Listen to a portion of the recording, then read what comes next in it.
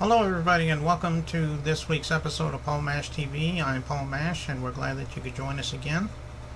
And we want to remind everybody that if you want to send us feedback, or if you're a band wanting to be on the show, just look at the closing credits, and you'll see all the information on how to contact us, whether it's by our official website, the email address, the Facebook address, and so on. And we'll be happy to talk to you about whatever it is you want to talk about, and we'll go from there.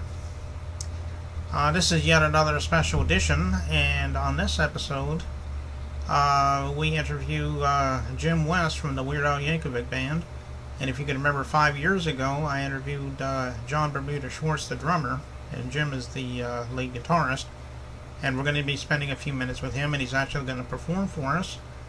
And so that'll be exciting. So I know you're interested in getting right to the interview, so we're going to do that right now.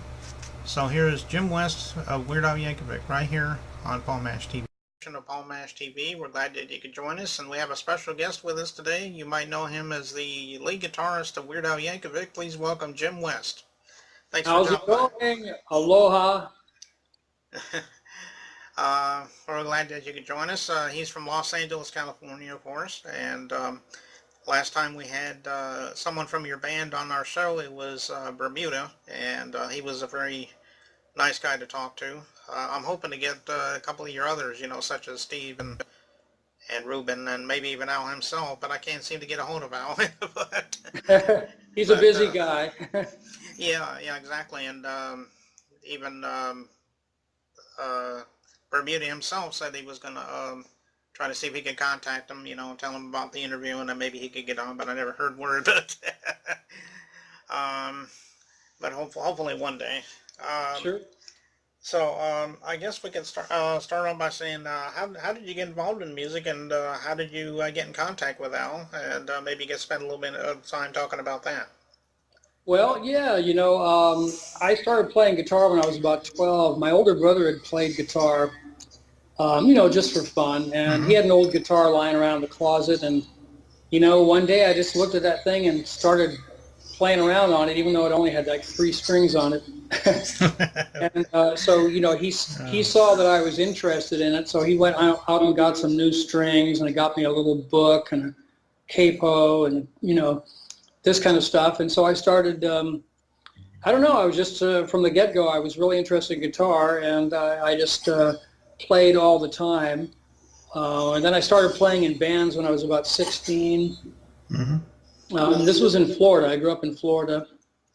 So, I started playing electric guitar by that point. I started off on acoustic, but I always kept playing acoustic as well. So, and then at a certain point I moved to Los Angeles way back in the early 80s, and that's when I met Al, just sort of by fluke. And, he needed a guitar player, and so I, started playing some shows with Al, and this was about the time of his very first record. I wasn't on the very first record. I think I might be on there on some hand claps or something.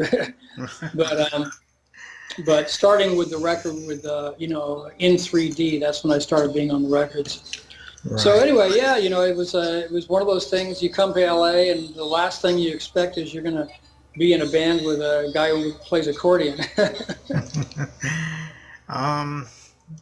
Has any musicians ever influenced you in your playing? Maybe you could talk to us a little bit about that. Yeah, well, when I first started playing guitar, it was acoustic. So, the records I was hearing mostly were my older brother's records, and he was kind of into folk music and finger picking and all that, which has served me well. I learned how to finger pick early on, and so that actually has been a great, help for me, because now that I play this Hawaiian slack key guitar, that's what I do when I'm not playing with Al. That's a finger picking style. So I started off being influenced by, kind of folk music and the records that he had, and then, and then I started getting into my own music that I started buying records, and I was buying things like Led Zeppelin and stuff like that, and getting into heavier music, and, that influenced my, my electric guitar style, Jimi Hendrix too, and, the Cream and all those kind of bands from way back in those days. I really like that old 60s, late 60s sound, and then I, especially was influenced by Led Zeppelin a lot, and So over the years, I started off with folk, and then I got more of a rock influence, and then many years later, I started listening to other stuff, classical music, jazz, world music, and I got really influenced, by all that. So I've had kind of a big range, and of course, back in the mid '80s, after I met Al, I went to Hawaii and got influenced by this Hawaiian style of guitar playing called flat key guitar or kihoalo. So that's been a big influence too. So I have a pretty wide range of influences.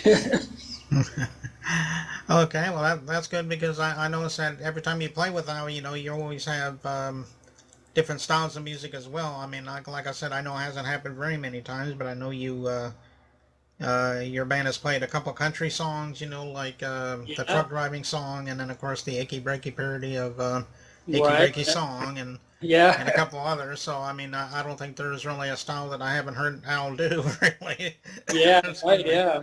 Well, that's it keeps you on your toes. Of course, most musicians like myself who start off playing in rock and roll, we all play in cover bands where you're playing a lot of different styles. So that served me well, playing a lot of different styles over the years. And like you were saying with Al, it can be just about any style imaginable. Well, why don't you tell me a little bit about? I know you have some albums that you've had out over the years. Maybe you could talk about some of them. Yeah, sure. Well, I've always written music over the years, and I've written a lot of music, just for fun, and I would record stuff, but I never really did much with it. I even worked for quite a while. I worked for writing music for TV and film. I still do a little of that now, not much, but I used to do a lot of that, and that was, basically work for hire, where you're hired to create a certain sound. But once I get into, this Hawaiian slat key guitar stuff, I started writing some of my own Hawaiian slat key guitar songs, and that was in the mid '90s. And then at a certain point, I'd record them just so that I wouldn't forget them, And at a certain point, I had a dozen or so songs, and somebody said, "Well, you should make a CD." And I had about that, but that's, I ended up putting out my first CD, Coconut Hat, in 1999. And it was well received, and so I just was inspired to keep doing it. So now at this point, I've put out 7 CDs under my own name, and I've also done a couple CDs for CMH Records, and then now recently a CD with Ken Emerson, that's duet CD. So I've got probably 10 or 11 CDs out there. Wow. Over the years. Yeah. You just mentioned a minute ago, by the way, that was one question I was going to ask you. You have that album, Coconut Hat, and I know that Al had an album called Poodle Hat. Is there any kind of affiliation there somehow? Well, Coconut Hat was definitely before Poodle Hat. So, some people have asked me that. Do you think he was, it was a bit of a comment on Coconut Hat? It could be, who knows, Excuse me, I just felt, that sounds like something Al would come up with. My guitar player has an album called Coconut Hat. Let's just make this one Poodle Hat, just to kind of make fun of his album. You know what I mean? Well, if that's the case, it was an honor. Alrighty. Yeah, I noticed that especially like on your albums and your Facebook page, you call yourself Chemo West. Is that your real middle name, or is that just a name that No, you came up? my real middle name is Stephen, but in Hawaii, everybody calls me Chemo. In Hawaii, they don't have all the same consonants that we have. They don't have a J in the language, for example. Mm-hmm. So a lot of people, they have Hawaiian versions of the name. So if you're Jim or James, they call you Chemo. So all my Hawaiian friends call me Chemo. And then, everybody else in England knows me as Jim. So I thought, well, I better be Jim Chemo, because that way it covers all the bases. Yeah, okay. Well, I guess that answers that, I guess. Yeah, and if you're Robert, you would be called Lopaka. So they have different Hawaiian names, basically because they don't have those same consonants in the language. Right. Yeah. Okay. Well, I was wondering about that. Well, I think that's about all I can think of right now, but I know you're going to be playing a song with us very shortly. Do you want to talk to us about it? Maybe give us the name of it? Yeah, I think I'll play a song called Aloha Kauai, and it's a song that's usually sung. It has lyrics and melody, but I'll just play it instrumentally. Okay. Sort of features the guitar that way.